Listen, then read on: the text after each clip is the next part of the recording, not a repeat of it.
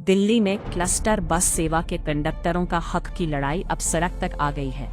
पिछले कई सालों से काम करने वाले ये कर्मचारी अब अपने बकाया वेतन और सुरक्षा राशि के लिए सड़क पर प्रदर्शन कर रहे हैं।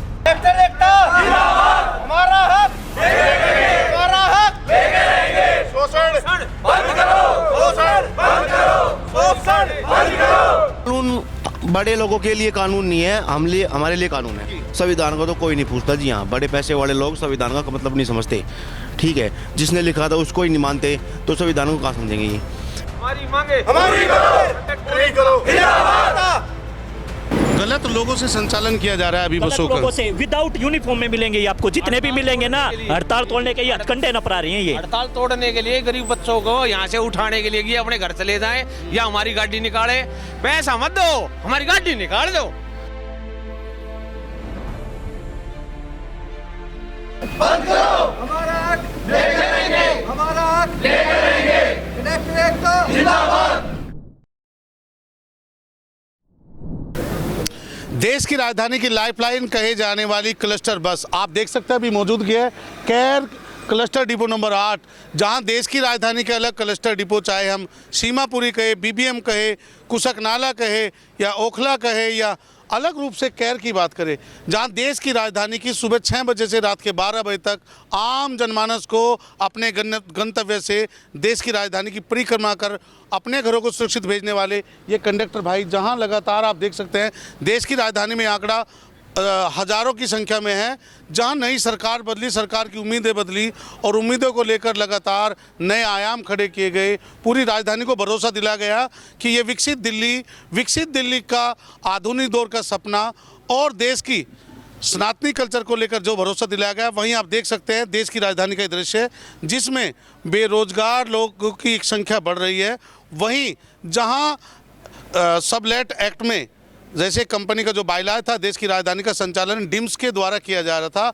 डिम्स के द्वारा पहले से कई रूप में कई अलग अलग एजेंसियां, चाहे स्विफ्ट कहे या पेराग्रीन कहे या अलग अलग एजेंसियों को दायित्व दिया गया जो इन कंडक्टर को हायर करती थी और कंडक्टर हायर करने के बतौर कंडक्टर के रूप में उनसे एक एवज मनी लेती थी, जिसका उपयोग किसी भी सिक्योरिटी मनी के तौर पर जितनी भी एजेंसी आती गई, जाती गई, बदलती गई, क्योंकि 11 साल का इतिहास कहीं ना कहीं उनके ऊपर एक लगातार वजन बनता दिखा और लगातार 40,000 से 20,000 रुपये का ये आंकड़ा उन्होंने अलग अलग एजेंसी से, मैं तस्वीरों के माध्यम से आपको दिखाना चाहता हूँ। ये तस्वीर आप बताती हैं आखिर ये जो डीडी आप देख रहे हैं डिस्प्ले पर, ये demand draft in favour of Peregrine, in favour of अलग अलग एजेंसी, लेकिन आखिर में जहाँ 2025 में सरकार बदलती है और सरकार को लगभग 11 महीने से का समय हो चुका है, 11 महीने का समय हो चुका, लेकिन ये आफत और संकट का दौर 2026 का उन कंडक्टर के ऊपर भारी पड़ा। जहां सरकार ने डिम्स के साथ कॉन्टैक्ट खत्म करने के बाद 31 मार्च डेडलाइन दी है, वहीं एजेंसी ने, संबंधित एजेंसी ने केवल वास्ता देकर कहा है कि जो संसाधन डिम्स से जुड़े या सबलेट एजेंसी से जुड़े आपके पास है उसको हैंडओवर करे। लेकिन कहीं भी इस लेबर बालाज में कहीं ये चर्चा नहीं की गई जो डिमांड ड्राफ्ट, जो एवज मनी उन्होंने कंपनी ने ली है उसको लौटाने का प्रावधान आखिर किस तरीके से रहेगा, क्योंकि देश की राजधानी नहीं, व्यवस्थाओं की राजधानी है, जहां देश के प्रथम नागरिक राष्ट्रपति से लगाकर सभी सदन के सभी लोग यहां रहते हैं और व्यवस्थाओं को पूरे देश के अमलीनामे में बदलाव होता है। आखिर जानते हैं उन लोगों से उस दर्द को, जिस दर्द और पीड़ा के साथ लगातार वो आज 8वां दिन है, आज 8वें दिन लगातार अपने कार्यस्थल पर जिस गंतव्य से पूरी राजधानी की परिक्रमा की जाती थी, आखिर क्यों बैठने के लिए बेचैन है। भारत माता की जय, भारत माता की जय। आपका नाम? सर मेरा नाम गुरमीत सिंह। गुरमीत जी, कब से आप इस प्राइवेट एजेंसी में काम कर रहे हैं और इनकी नीतियों का जो खुलासा है, किस तरीके से आपका शोषण किया जा रहा है? सर मैं कार्यरत 10 साल से हूँ, जनवरी में 10 साल हो गए थे 1 जनवरी को, और शोषण तो सर जी कर रहे हैं। मतलब जो लेबर बायलॉज है उसकी उल्लंघना खुलेआम है, ये तो कहीं ना कहीं देखने से इन आंखों से महसूस होता है। ये सब पैसे ले लेके भर्ती करते हैं। पैसे भी लेते हैं? हाँ जी बिल्कुल लेते हैं। हाँ जी। अगर राजधानी में कोई आदमी किसी की नौकरी के लिए अगर 500 रुपये डिमांड करता है तो दिल्ली पुलिस की एक्ट में 420 में मुकदमा दर्ज करने का प्रावधान है इस राजधानी में।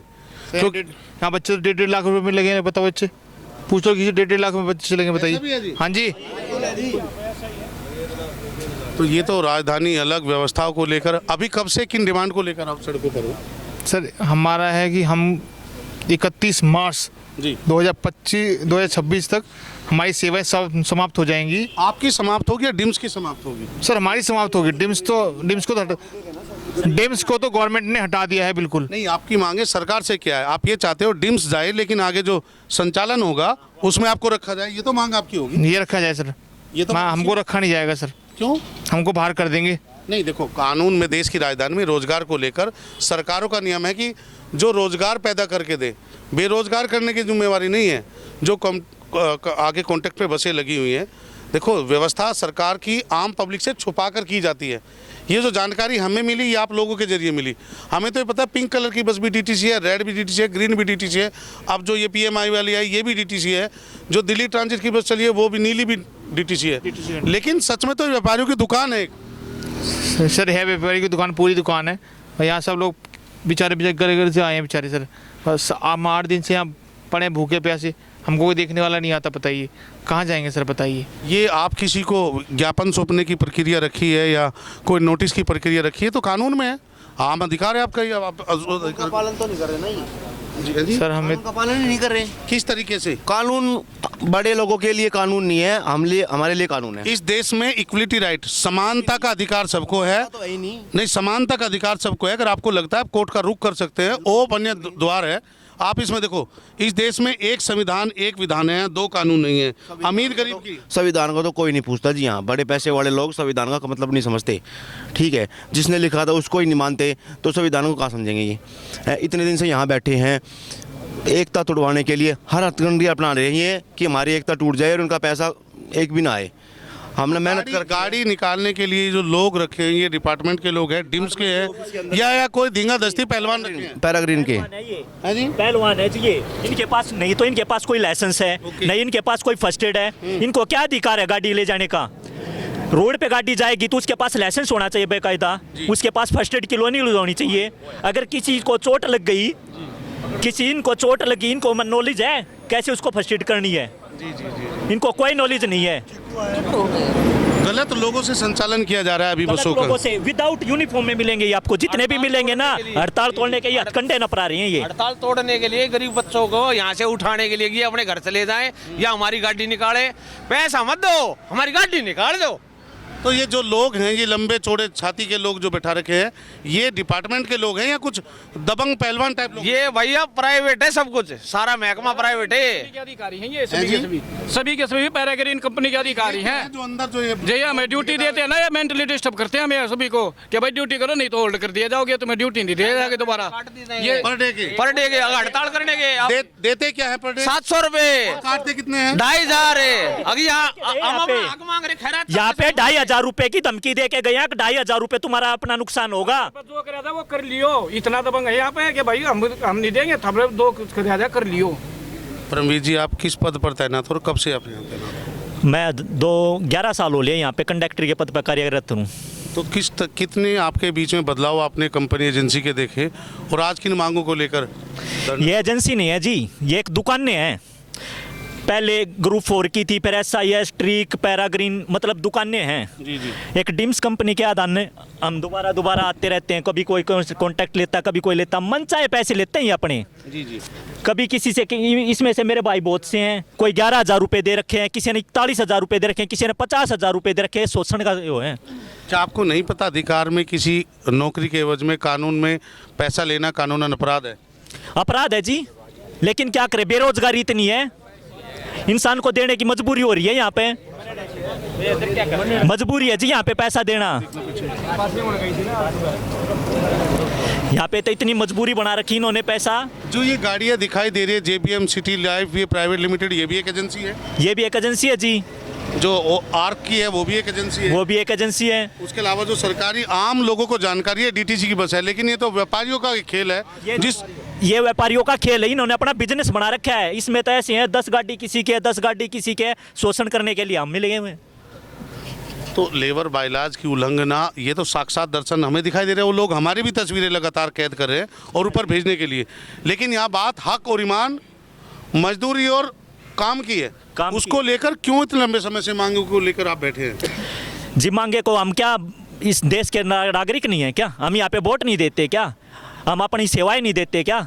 दिल्ली को हम महिलाओं की इज्जत नहीं करते क्या? बस में बैठ के एक बंदा सुबह 3 बजे आता है यहाँ पे, 1-1 बजे तक रात को ड्यूटी देता है।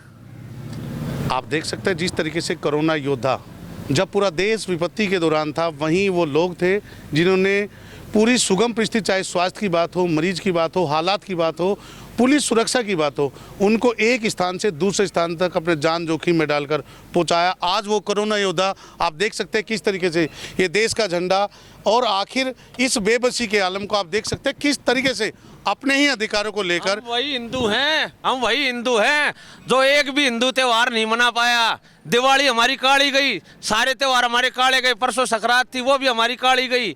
हम एक भी हिंदू त्योहार नहीं मना गए। जो ये बोलते हैं ना हिंदू राष्ट्र, अरे हमारे गरीब का पैसा नहीं मिलता त्योहार मनाने के लिए, कहाँ से हिंदू राष्ट्र बनाओगे?